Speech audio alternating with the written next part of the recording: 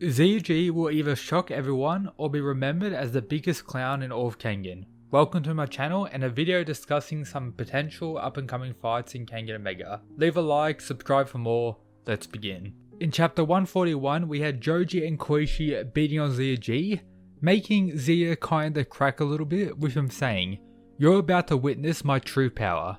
You won't be gloating for long, morons. My men will be here any minute now. They're my inner circle, my foot soldiers, don't even come close to them. Come on, I'll take both of you at once." So ZG is either absolutely delusional or has absolute confidence in the inner circle, so let's talk about this. We see a total of 8 silhouettes here. One of them's pretty hard to see, but you see his legs in the background behind this guy. So potential 8 top tier fighters. As we know, ZG isn't really portrayed as a fighting type, but there has been subtle hints that he's decently strong throughout the series, such as surviving a potential killing blow from Kure Ryan and escaping without Oma or Ryan even noticing. Very impressive. Was able to sneak past all the bodyguards in Kengan Ashura and assassinate Randro, and his character talks about how he has the skill known as danger detection, and his like is fights he's guaranteed to win.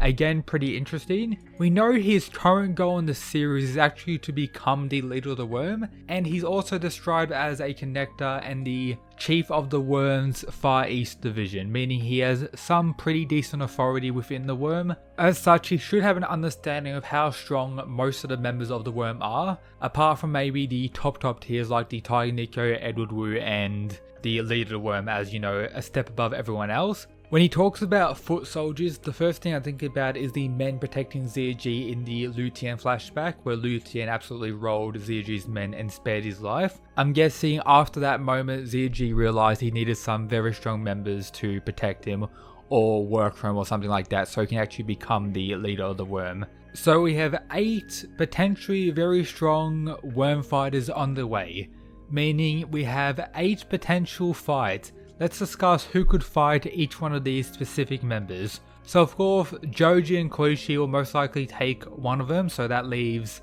6 more. Hatsumi and Rei returned recently and their goal seems to be to actually take out the worm. It's not directly stated, but I think most people agree that's why they're here. So Hatsumi fighting one, Rei fighting one, very likely. That leaves 4 other fighters remaining. Of course, we have the lesser injured fighters from Team Purgatory and Team Kengan, but we've kind of seen those characters have their shine already, and characters like Oma and Kano will most likely be more so focused on the Tiger Nico later on. So maybe characters spectating, such as Cosmo spectating, he could potentially fight one, or we have members of Metsuda's army like the Extermination Force, maybe Hawaii and this other dude, and maybe the, Retsudo himself. We haven't really seen them fight on screen too much, so them having fights could be pretty cool. Maybe the personal bodyguards of Metsudo. We did get a Q&A question from the author on Twitter saying that we're going to actually see them fight in Kengan Omega.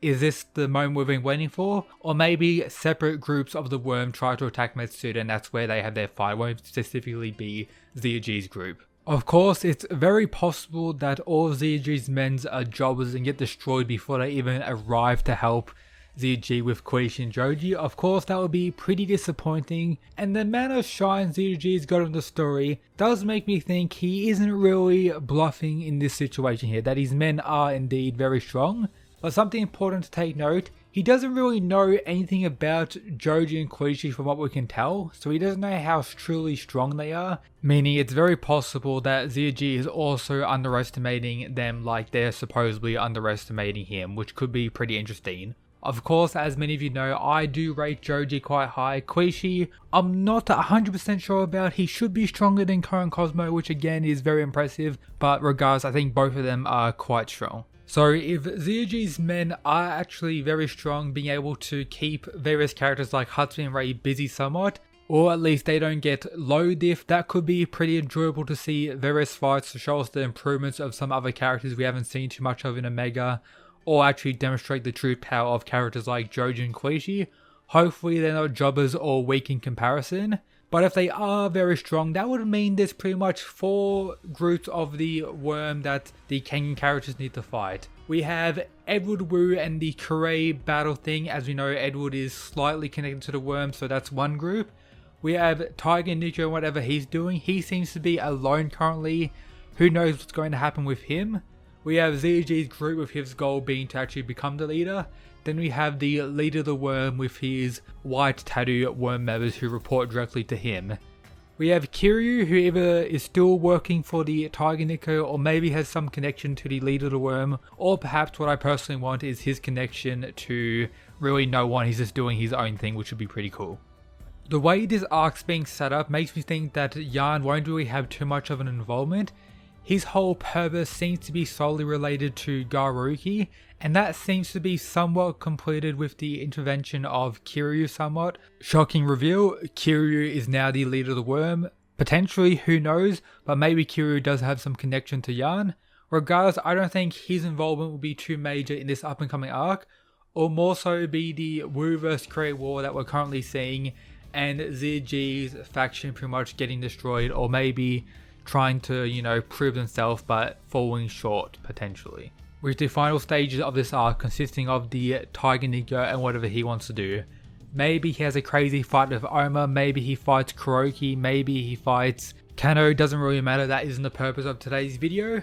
I'm hoping in chapter 142 of Kengan Omega we see some of ZG's men, maybe as they're on the way to help ZG, half of them get stopped by Hatsumi and Ray, and then that fight is beginning slowly, and then the other half make their way to ZG with Joji and Koichi beating on him again.